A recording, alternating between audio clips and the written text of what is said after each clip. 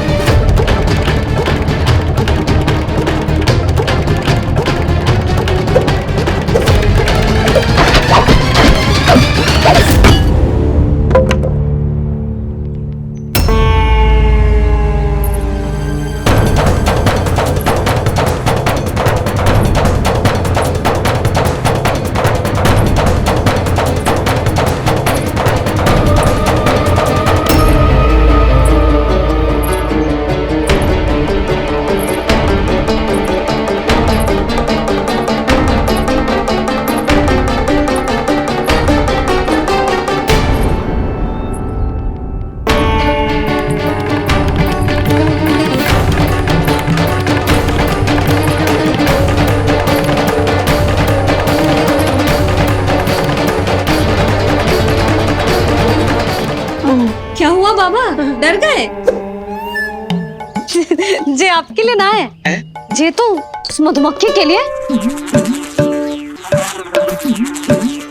कब से घूम रहे हैं, जाने कहाँ से आ गए? आप ही बताओ, ऐसे कैसे घूमने दूं? मेरे लल्ला को डंक मार दे तो? हाँ लल्ला, क्या सोचो उस मधुमक्खी ने? मेरे लल्ला के आसपास घूमेगी और मैया देखती रहेगी। हाँ नहीं तो झूठ बोला तो मधुमक्खी से भी बुरी दशा हो जाएगी ढोंगी महाराज। बाबा वैसे आप यहाँ क्या कर रहे हो मेरे लल्ला के पास? वो हम बेटी अरे हाँ, आप भोजन खाने आए होंगे। हाँ। आज तनिक विलंब होगा बाबा। हाँ। वो जानकी ना आई, जे सब गोपियाँ जमुना जी के तट पर जा रही हैं। हाँ, जमघट करेंगी सब, बेरिया तोड़ के खाएंगी इसीलिए। फिर तो बेटी यशोदा तुम्हें भी जाना चाहिए, क्योंकि तुम तो घर से बाहर निकलती ही नहीं हो। सही कहा ढोंगी महाराज, अब मुझे ही कोई लीला रचनी पड़ेगी।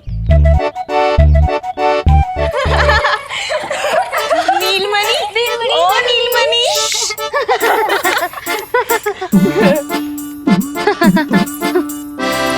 तुम सब तो घाट पर जाने वाली थी, गई ना? लल्ला को देखे बिना कैसे चले जाते? और आप भी तो आ रही है हमारे साथ। लल्ला, कौन आया है? हाँ, तू बुला रहा था ना, इसलिए हम सब के सब चले आए तुझसे मिलने। मैं कहीं ना जा रही। जा कैसे नहीं रही आप भी चलेगी हमारे साथ जैसे पहले चलती थी। अरे पूछना रही हूँ जशोदा जी, बता रही हूँ। अरे हम भी तो यही कह रहे थे, मतलब जाना चाहिए तुम्हें। मैं भी तो यही कह रही हूँ कि मैं नीलमणि को छोड़ के कहीं ना जा सकती। जे अभी तक यही धरना दिए हुए हैं। अरे कुछ भी मती बोलो, और जो बोलो तनिक धीरे बोलो, लल्ला उठ जाएगो। ना भाभी ना उठेगो, जो प्रतिदिन ऐसे ही और इसी समय गहरी और लंबी निद्रा लेते है।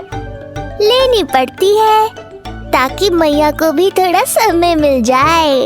लो, फिर क्या समस्या है? जब तक ये सो रहे है आप चली चलो हमारे साथ। सो रहे है तो क्या हुआ? मैं लल्ला को अकेला छोड़ के ना जा सकती। अकेला कहाँ है यशोदा, हम हैं ना इसकी सुरक्षा के लिए। जाओ जाओ जाओ। और नहीं तो क्या, बस बैठकर निवाला तोड़ेगे तो इन्हें भी अच्छा ना लगेगा। कुछ तो करे, है ना महाराज? बालक के साथ साथ इसे भी मार कर ही जाऊंगा।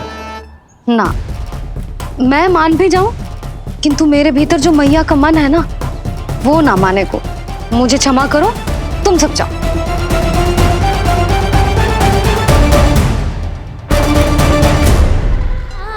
बेटी यशोदा, मैं जब से यहाँ आया हूँ तब से तुमने मेरी सेवा ऐसी की है जैसे मेरी अपनी बेटी करती है।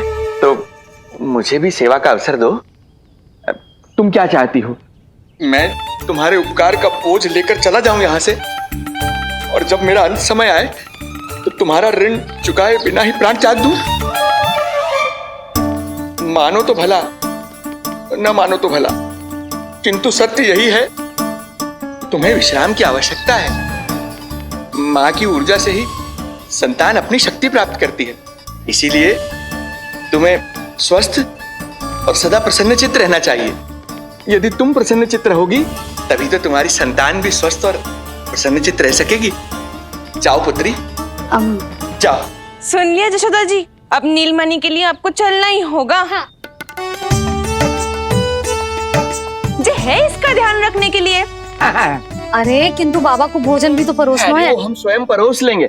तुम जाओ बिटिया। हाँ हाँ, चलिए जशोदा जी। चलो चलिए आप जशोदा जी, चलिए।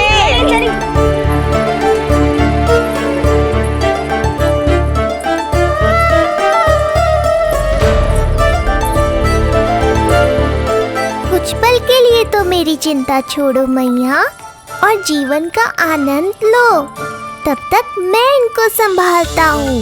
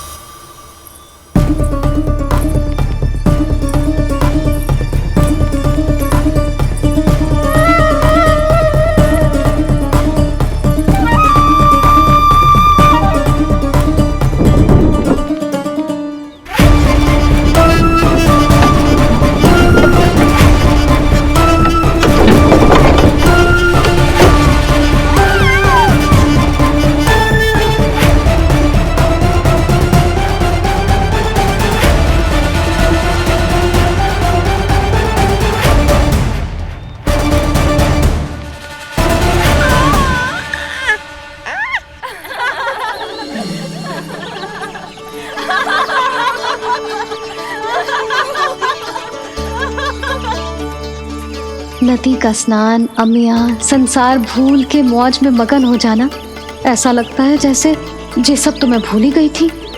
आज कितने दिनों बाद वही आनंद फिर से अनुभव करूंगी मैं।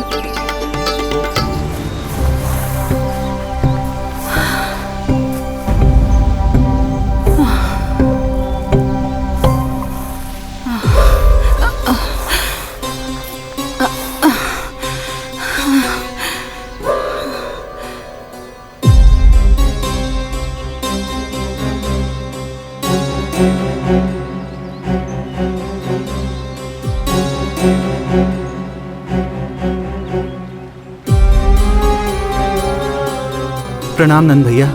प्रणाम उत्तम भैया। सब ठीक है? हाँ। आपकी विकलांग बनाने की योजना बहुत अच्छी थी। सारी जानकारी प्राप्त कर ली और किसी को संदेह भी ना हुआ। बहुत अच्छे। क्या समाचार लाए हो? इस बार कंस ने गोकुल में किसी विकट को भेजा है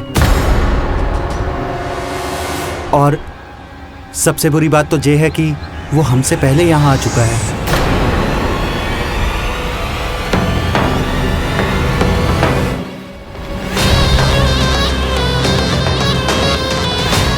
अब वहीं खड़े रहोगे क्या ढोंगी महाराज?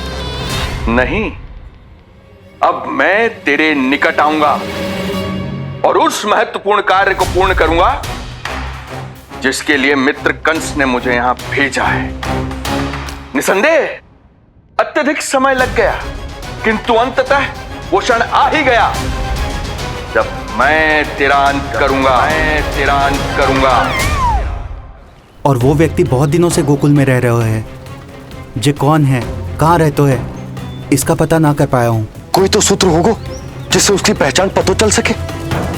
बस इतना पतो है नंदराज कि उसने कंस के साथ भोजन किया था। उस दिन विशेष व्यंजन बनाने का आदेश मिलो था हमें। तुमने देखो था उसे? कैसे वस्त्र पहने थे, कैसे शस्त्र है उसके पास? कोई ना कोई शस्त्र तो अवश्य होगा इस घर में।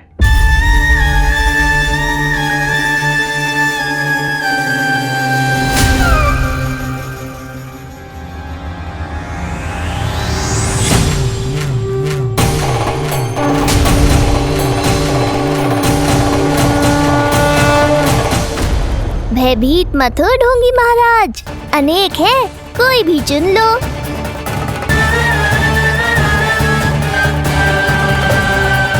सूक्ष्म बुद्धि को किसी शस्त्र की आवश्यकता नहीं। तेरे लिए तो मेरे हाथ ही पर्याप्त हैं।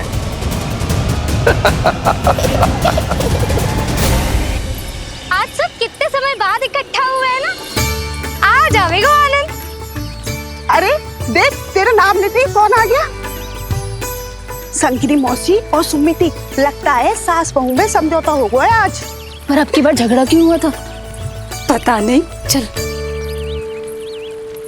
शंकरी चाची चाहती है कि इनका लल्ला इनके पल्लू से बंधा रहे, और बहू कहती है कि इसका पल्लू कम शक्तिशाली थोड़ी ना है, तो इसके पल्लू से क्यों ना बंधा रहे इसका पति। हाँ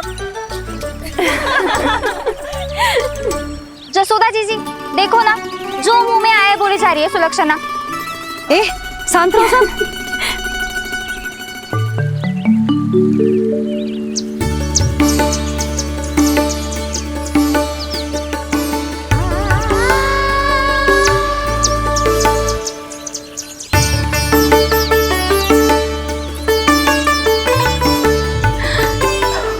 उन्हें देखकर लल्ला की स्मृति आ गई ना।